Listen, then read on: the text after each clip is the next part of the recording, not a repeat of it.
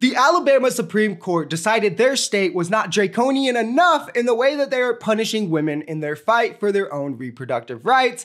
Alabama already being one of the most restrictive abortion states, well now, their Supreme Court, completely Republican Supreme Court, has ruled that frozen embryos are also considered children. And you can be held liable for even accidentally destroying them, which just opens up a whole new can of worms in this discussion. And for me, sounds like the first step towards punishing miscarriage as manslaughter. Major hospitals in Alabama have paused their IVF services, with medical experts and reproductive advocacy groups warning that this will negatively affect all fertility treatments as a whole.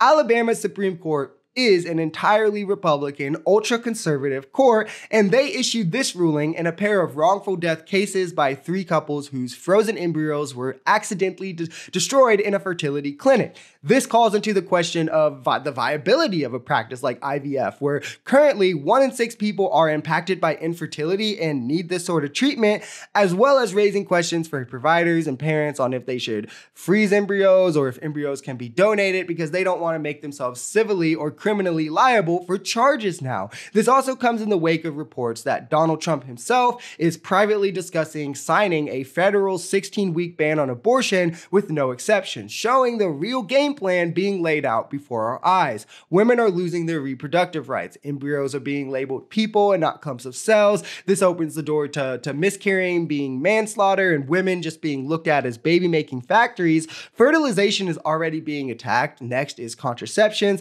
These kinds of developments should only stand to further lay out the battle before us and strong reasons to vote blue. Freedoms are up for grabs here. A large part of the population will lose a large part of their freedom, will lose a large part of their access to healthcare, their bodily autonomy, and this is something that is looming if we were to let these lunatics get back into power.